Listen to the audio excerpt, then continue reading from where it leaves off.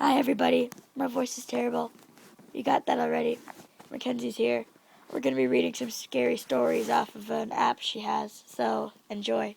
Yeah. What's it called? It's called The Girl in the Picture by Brian Nicole. So, Mason was sitting in his last class, and he was not paying that much attention. Since it was study hall, he had nothing to do. Absent-minded, he looked out the window and noticed a picture laying on the ground outside the school. Usually he would not think much of it. He would either assume someone's homework might have slipped out of their backpack, a child lost a picture they drew, or he would not even acknowledge it. After school ended, he picked up the picture to take a good look at it. He realized it was a picture of a young girl. Calm down. You're a little bit going too fast. No. Kids. Young girl, holding up the two-fingered peace sign. She was the most beautiful girl he had ever seen. She had beautiful long blonde hair and very gorgeous blue eyes. Mason spent the entire evening asking around town if anybody knows her or where he can find her. No one knew, and he returned home disappointed. That night he was suddenly awoken in his sleep and saw the girl from the picture standing on the other side of the street from his window. He quickly rushed outside to get a closer look, but then he was struck by a car while crossing the street and was killed. The next morning, police investigators found the picture lying next to the body of a young girl, holding up 3 fingers.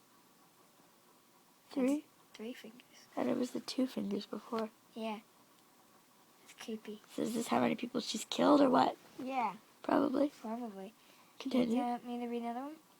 Oh, it's done? Yeah, it's done. Oh. That one was a lot shorter than the one we just read. Yeah, it was really short. Okay, Taylor's going to read another one now. My voice is insane.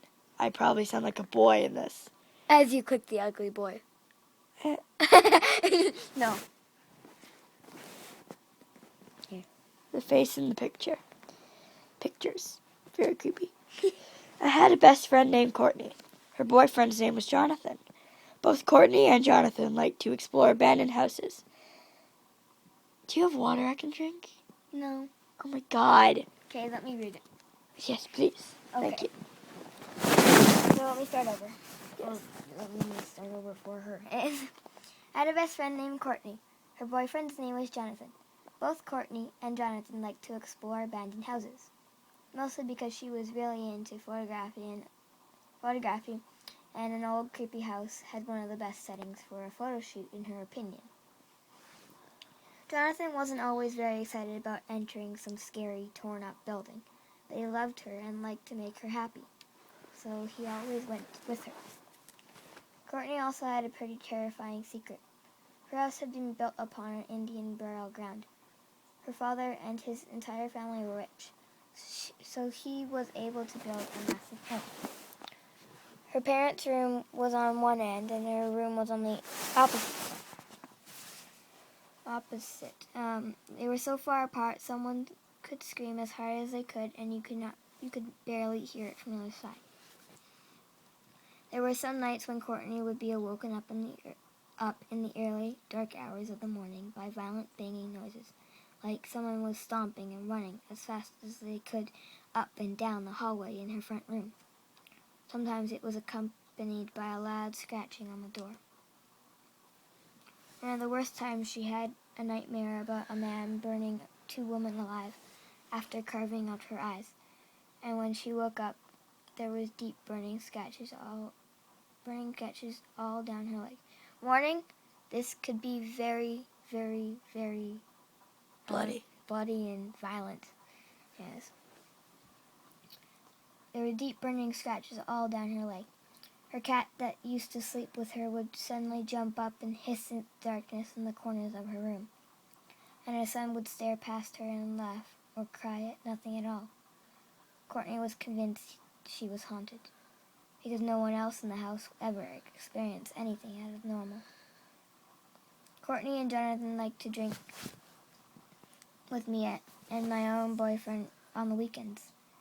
She often spent weekends with me, I think because she didn't want to go home. A few hours into the night, we were pretty drunk and could barely focus on anything. Courtney was sitting on a couch near me, and Jonathan was sitting on the opposite side of it. Courtney took out her cell phone and started talking. Drunk selfies. I was busy. Drunk selfies. I was busy on my laptop scrolling down through Tumblr, not paying any attention.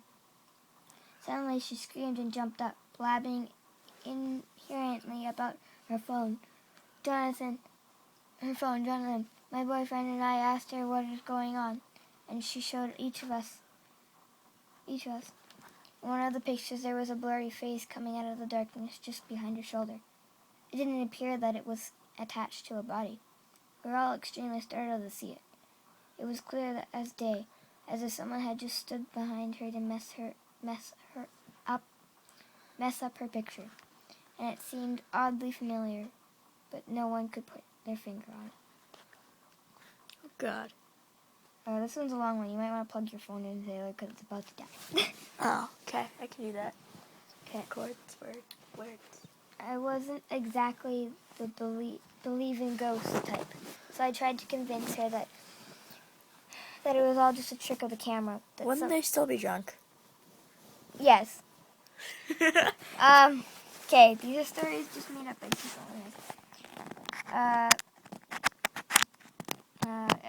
I wasn't exactly the believe in ghost type, so I tried to convince her that it was just a trick of the camera, that something glitched and caused it to look like there was a face.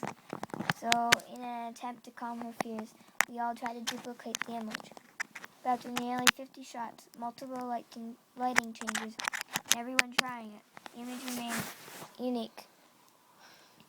We were scared of it, but I think we were too drunk to really feel anything about it. Oh, I was right. They are drunk. Yeah. The next morning, when we were all regrettably sober, I asked her to show me the picture again. We had definitely not imagined it in our own drunkenness. Now that I could really concentrate, I studied the image long and hard. I couldn't shake off the feeling that it was familiar. I got the idea to upload it to my computer and tried to enhance it so we could see the face more clearly, since cell phone quality is only so good. After I played with the lighting and contrast and zoomed in and cropped around the face, we all realized why it seemed so familiar. It looked just like her boyfriend, Jonathan. What? He laughed it off, of course, saying that it was explained. It had to have been the camera messing up and somehow catching his face in it too. Kind of like those face swap pictures. There was something else also. The expression of the mysterious face was dark but amused, like it was playing a horrible joke on someone. And where the eyes were supposed to be, there were only hollow pits. Huh? Everyone was quiet for a long time, in a weak voice. Courtney spoke up and said, "Well, whatever it is, it hasn't hurt me yet, right? So, it's nice?" Then my boyfriend said, "Yet?" I punched him in the arm and yelled at him for making her feel worse. Well, I would do that too. Sorry, I'm trying to lighten the mood here. Yeah, but there was nothing we could do. After all, maybe it was just the phone messing up. How could we really know for sure? So Courtney and Jonathan went back home, and that was it. A bad feeling was growing in the pit of my stomach, though. Like when you just know something bad is going to happen, but you can't figure out what it might be. After 2 days, I decided to call her and ask to hang out, but she didn't answer her cell phone. I wasn't surprised, though. After all, she had a part-time job, college classes, and a son. Figured she was busy. But after 3 more days, I still hadn't heard from her. Still, I thought she was probably just had a hectic schedule and didn't have time to socialize. On the 6th day, there was a knock at my door. I answered it, half expecting it to be her, but it was a tall police officer with dark hair and a smooth face. Yes? I stammered. I had no idea what he wanted. He looked past me into the house before speaking up. Yes, ma'am. Are you familiar with Mr. Jonathan Wiles? He pulled out a notepad out of his back pocket. I felt a chill go down my spine. Yes, he's one of my friends. Why? I asked. The bad feeling was growing.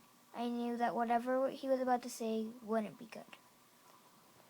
Well, yeah, a policeman comes to your house, asks about one of your friends. You think it's gonna be good? Nope.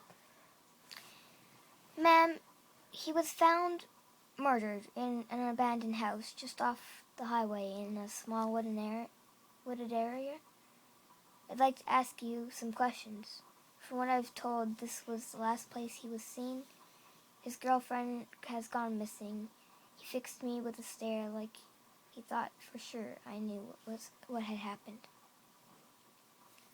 And my expression probably told him that I had an idea. I couldn't speak, though. I felt numb, trembling. I stepped aside and allowed him to come in and sit on the same couch Courtney and Jonathan had been only days ago. He took out a pen from the front breast pocket of his shirt and clicked it. First of all, when was the last time you saw either of them? I swallowed, feeling very weak. I sat in front of him. They were here over the weekend. Both of them. We, drank a little. There was really no good to be done to lie to a police officer. He raised an eyebrow and scribbled something down on the pad. What mood did they seem to be in? Anything out of the ordinary happen? Yeah, actually, it's going to sound really crazy, but Courtney started taking pictures of herself to put on her Facebook. One of the pictures, there was a man's face in the background. I explained. The officer sat taller. I could tell this caught his attention. The face. What did it look like? Was there anyone else in the house? I took a deep breath. This is the weird part. It looked like Jonathan, except he wasn't anywhere near when she took the picture, and his eyes were gutted out, and it didn't look like there was any body connected to the head. Wait, I shouted. I have a picture of it. I rushed to my computer and opened up both the enhanced file and the original photo. When the officer leaned closer to look at it, his face fell and his mouth dropped open. He didn't speak for a long time, and when he did, his voice was high with alarm. That's actually the body we found. And what? that's it. That's it? That's it. Oh, come on. That's No, it. no. That's Oh, it. come for the love of Pete. Oh. Come for the love of Pete.